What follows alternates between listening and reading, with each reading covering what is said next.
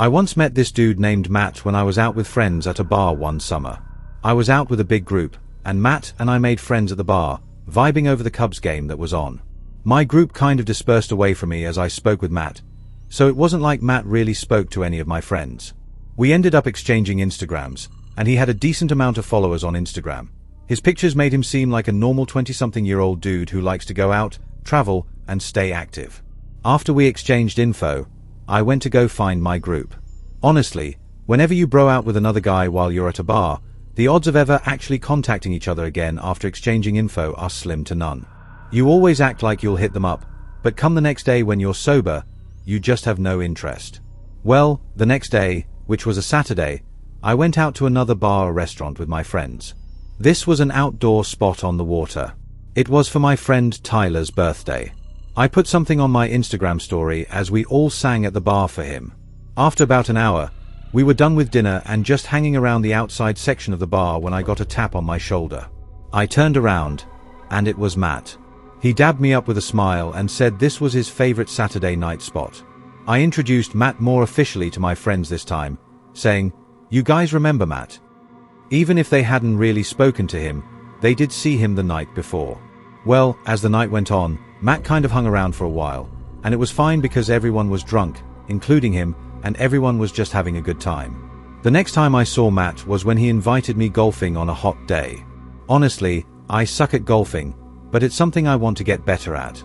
So when he invited me early one Sunday morning, I went. I think it was literally the following weekend after I saw him last. It was just him and I going. I tried to get a couple of my friends to go, but they were too hungover and said it was too early. Matt and I just vibed playing golf. I think it was only 9 holes. It took us like 2 hours. Afterwards, we got food, and then I went home to relax before work the next day. I saw Matt one more time out after that before he invited me on a hiking trip with him to Arizona. Honestly, Arizona and the Grand Canyon were always on my bucket list. I just checked the dates with work and confirmed I was able to go first, and I was an immediate yes. I asked Tyler and a couple of other friends to come with, but they were heavy numbers. They said they couldn't get the time off work and needed to save money. The typical responses from any of my friends when I try to get them on a trip. I asked Matt if any of his boys were going, and he said, nah, he was going solo dolo. I actually hadn't met any of Matt's friends yet. His Instagram painted him as the super popular guy, though, so I didn't find it weird. We flew out on August 15th, and our return flights to Chicago were August 18th. We landed at night. Matt rented a car for the weekends, and on the way to the Airbnb, we stopped for food and alcohol. By the time we got to the Airbnb, it was late. We had a couple of beers when we got there, and I could tell that Matt was down to stay up longer, but I was admittedly shot and wanted to go to sleep. This was when I realized there was only one bed in the Airbnb. I had never asked him to confirm that there were 2 bedrooms. When I brought it up, he pointed to the couch I was sitting on and said it's a pull-out couch. He then said relax and that he's not going to charge me for the Airbnb. Honestly, a free stay in Arizona, I couldn't complain about the couch. I pulled out the sofa bed, set up the sheets, and went to sleep. It was surprisingly comfortable. In the middle of the night, I woke up to Matt walking through the living room to the kitchen to get water. I'm a light sleeper. The sound of a pin drop will make me wake up. I rolled over and went back to sleep. The next morning, Matt woke me up early. It was a sunny, gorgeous day, and we drove straight to the Grand Canyon. I had no idea just how massive it truly was or how many individual trail options there were. We hiked the Bright Angel, I think. I didn't realize how out of shape I was until that day. Matt was perfectly fine, laughing and telling me to keep up while I was dripping in sweat and out of breath. We took numerous breaks, which we used to take a million amazing pictures. It was beautiful. Eventually, we got back to the car. We had been hiking for over 2 to 3 hours, and I needed food. We stopped by a deli on the way back. It was a long drive back to Phoenix, and when we got there, we took a midday nap, and then after that, we explored around Phoenix, and of course, in Matt fashion, we drank at multiple bars. I barely knew the guy, but I could already see he liked his alcohol. Fast forward, we got really drunk, but I think I got drunker, and I'm not sure how, because Matt was downing as many drinks as me. We had to leave the rental on the street and Uber back to the Airbnb. It was late. Time flew by somehow. I don't remember much besides Matt blasting music in the Airbnb for a bit and my plugging my phone in next to the couch. I guess I just went to sleep after that. That night, I woke up randomly, probably a couple of hours after I fell asleep. My bladder was about to explode, and my mouth was drier than the Grand Canyon. I got off the couch and headed toward the bathroom, but I heard something, a crack in the floor. Like a crack from pressure. I scanned around the dark room with my eyes and saw nothing, so I went to the bathroom. While I was in there, midstream, I heard a door clicking shut. It had to be Matt's bedroom door. When I finished peeing, I went to try Matt's door, but it was locked. I knocked on the door, but there was no answer. Whatever. I went back to the couch and fell back asleep pretty easily. The next morning, I woke up at like 8 a.m., head throbbing. The first thing I noticed was my phone. It was in a weird position. I had it charging last night and left it laying on the floor next to the couch bed, but now it was sitting on the table next to the couch, and it was unplugged. I was questioning why I might have done this, but ultimately, my answer was simple. I was just super drunk that day. We obviously didn't do any hiking. Otherwise, I would have puked. We just Ubered to the car and then did some driving around, exploring different neighborhoods, scenery, and checking out the botanical gardens. I didn't really want to drink that day, but later on, Matt convinced me. And wouldn't you know it, it was another night of getting really, really drunk. Our flight was at like 1 p.m. the following day, so at least we didn't have to worry about getting up really early. We got back to the Airbnb late again. I'd say between 1 o'clock and 2 a.m. this time. Matt insisted on letting me sleep in the bed that night, just because it was fair. Honestly, I didn't argue. I eventually took my bag to his room and then said goodnight and shut the door. I didn't lock it. Not that it mattered, because the locks, from what I remembered, had those doorknobs with locks that you could easily unlock with like a butter knife or something. I wish I could say the story ended there and that we went home in peace the next day. Well, I woke up that night, probably not long after I fell asleep. I didn't know what woke me up at first. It's like waking up to a sound, but you didn't fully consciously hear that sound because you were still technically asleep when it caused you to wake up. I looked around the room and then for my phone. My phone was missing. I had it plugged in next to the bed and had the phone on the bed next to me, but now the cord was just dangling from the outlet to the ground with no phone. How could this happen again? I looked on one side of the bed on the floor and then the other, and I jumped up and screamed at the top of my lungs when I saw Matt laying face down, sprawled out on that side of the bed on the floor. He looked up, looking like he'd just woken up from a deep sleep. I shouted, "What are you doing?" He looked around the room, acting confused, like he didn't know how he got there. He stood up and said that he must have been so blacked out that he just walked in here to go to bed, but then remembered I was in the bed and he crashed on the floor. But that didn't make sense because he was on the side of the bed further from the door. I then accused him of taking my phone, and he played dumb. He said I should check under the bed. Maybe it fell. Then he got on his knees, looked under the bed, and instantly said, "Bro, here it is," and he pulled it out from under the bed. I looked at him, and I genuinely felt like I was staring at a different person. Now, who was this guy? Did he really try getting into my phone twice? I told him I'll just go back to the couch, but he insisted he would, and then he left the room. You bet your **** I locked the door this time. If it weren't for the phone, sure, I'd just see it as he was really drunk and did something goofy, like come pass out on the floor, but I was detecting ******* there. He took my phone, and I know it. Since I was still kind of drunk, I didn't have much trouble falling back asleep. Once again, I wish it ended there, but it didn't. I woke up one more time that night, and this time, I quickly realized why. At the foot of my bed was Matt standing there, but all I could really see was his silhouette. For some reason, I didn't jump or scream this time. He sat down on the bed and started rubbing my foot, and that's when I screamed at him to get out. He wouldn't move, so I had to physically push him off the bed and out the bedroom door. I started packing my clothes into my bag and then quickly packed all my toiletries and whatever else I packed. He didn't say a word. He sat upright on the couch, watching me like a creepy NPC the entire time. It was the most unsettling part. I called an Uber to the airport. I wasn't staying there another minute. He didn't try to stop me. I got to the airport just as the sun was starting to rise, and as hard as I tried to sleep, I couldn't. My mind was just racing. I waited there the entire time for the flight. I paid like $35 to change my seat so I wouldn't be next to Matt. I looked out the window the entire time the plane was boarding so I wouldn't have to make eye contact with him. I didn't tell any of my friends until later that day. I just needed time to process and digest everything. A couple of my friends said, "See, I told you he was weird," and pointed out that both times we ran into him, he was alone. It got me also thinking that the only reason he ran into me at the outdoor bar was because he saw my Instagram story and probably came there. Actual stalker behavior. I blocked his number and Instagram, but before doing so, I went to one of his older Instagram posts where he was with friends. No one was tagged in the picture, but I looked at the comments, and there was one comment from a guy who looked like he was in the picture. I saw that Matt wasn't even following him or vice versa. I took it upon myself to DM the guy, asking if he was still friends with Matt. The guy responded back within 10 minutes, saying this, "Nah, guy's a freak, run away."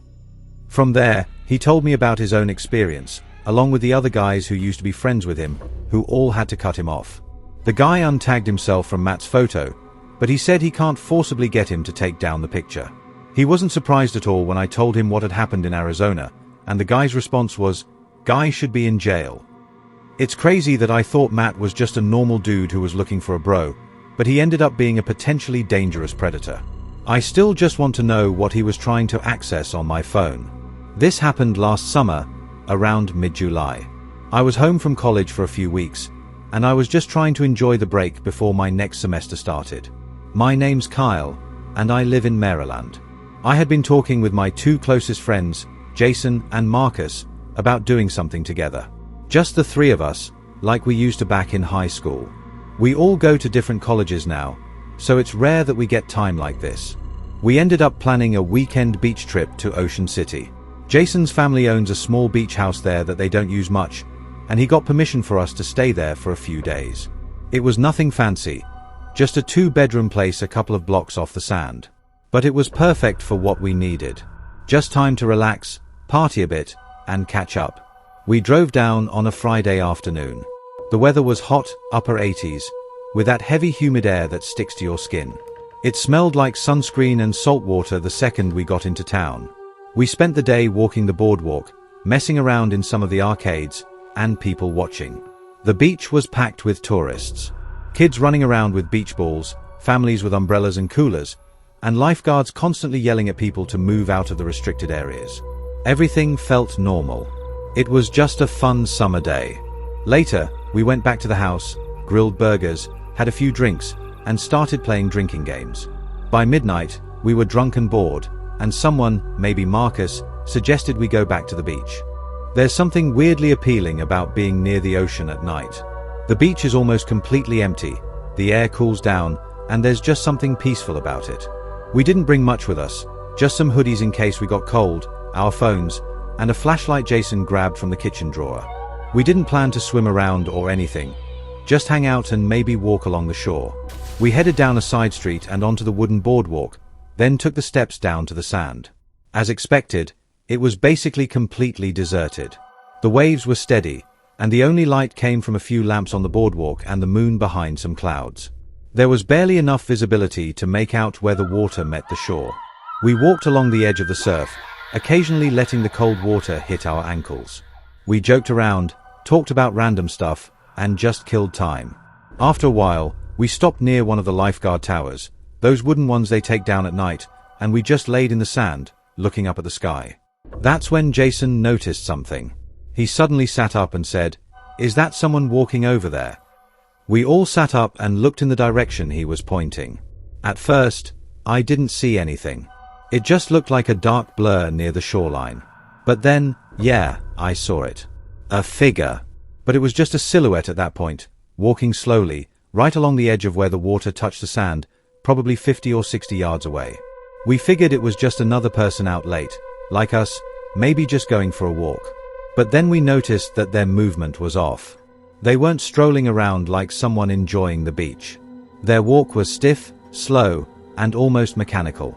Their arms didn't swing naturally, and their posture was strange. Their head was tilted down, but not fully. It looked like they were staring at the sand or maybe scanning it. We all stopped talking and just quietly watched them. Something about it put me on edge. I remember whispering, "What the hell are they doing?" Marcus suggested that maybe they're just looking for something. Jason joked that it was probably some drunk tourist who dropped their keys. We kind of laughed it off and went back to messing around, but I kept glancing at the person. A few minutes passed, and I noticed they had stopped moving. They weren't walking anymore. They were standing completely still now, and they were definitely closer, maybe 30 yards away. That's when I started feeling uncomfortable. We tried not to stare or shine our light at them, but it was getting hard to ignore. Marcus finally said, "They've been standing there for like 5 minutes. Who just stands like that?" Then Jason said something that made my stomach drop. He said, "He's not just standing, he's looking at you, Kyle." I didn't know if he was joking or not. I kind of laughed nervously and said, "Nah, he's looking at the sand." But Jason shook his head and said, "No, look closer. His head's tilted at you." That's when Jason pointed the flashlight at him. I didn't even want him to do that, honestly, but he clicked it on and aimed the beam. The light hit the figure for just a second before the battery started dying and it flickered out. But that second was enough. I saw him. He was almost grayish-white with no shirt. He was wearing wet jeans, clearly from the ocean. His arms hung completely limp at his sides. His head was tilted at a weird angle, not broken, but unnatural. And his eyes. His eyes were wide open, almost bulging.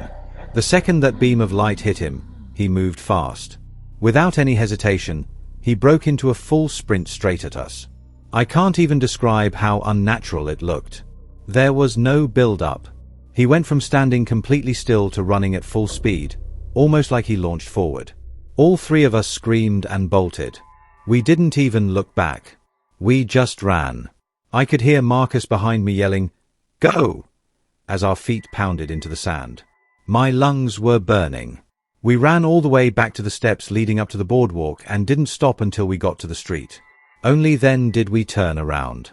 But he wasn't there. The beach was empty. There were no footprints behind us, just the sound of waves. We stood there frozen, trying to make sense of it. We didn't talk much on the walk back to the house. When we got inside, we locked all the doors and windows, pulled the blinds shut, and stayed up until the sun came up. None of us could sleep. I kept expecting to hear knocking or see that pale face outside the window, but thankfully it never came. The next morning, we tried to laugh it off again, say it was probably just some cracked-out homeless guy trying to scare people. But deep down, none of us believed that. The way he moved, the way he appeared out of nowhere, the lack of footprints, it made no sense. We stayed one more night, but we didn't leave the house. We left early the next morning. Over the next few weeks, we tried to move on. But then Jason texted me one night. He said he'd been having dreams, the same dream over and over. He'd wake up and see the guy standing in the corner of his room. Soaking wet, head tilted, just staring at him. No movement, no talking, just standing. I told him that was messed up, but I didn't tell him that I was having the exact same dream. Everything was the same. The guy, the posture, just standing in my room, not moving and not talking. Sometimes I wake up thinking I hear the sound of wet footsteps in my hallway, but when I check, no one's there. Then last week, almost a year later, I was scrolling through this local Facebook group that posts about stuff going on in Ocean City. Someone uploaded a photo they'd taken the night before from the beach. It was grainy and dark, but I recognized what they were talking about. They said, "Does anyone know who this creepy guy is that I saw standing by the water at like 1 a.m.? I clicked the photo. It was blurry, but I recognized him instantly. Same posture, same pale skin. He was just looking down at the water. The comments chilled me even more. There were dozens of people saying they'd seen him too. Some said he was there for hours. One person said they watched him walk into the water and never came back out. Another said they found wet footprints on their back porch, 2 streets from the beach. No prints leading to or from them. I don't know what we saw that night, but I know this. I'll never go back to that beach at night again. I grew up in Massachusetts, and every summer since I could remember, I would spend the 3 months in a classic coastal New England town. You know the type if you've been in that area of the country. I had a big group of friends who always did the same thing.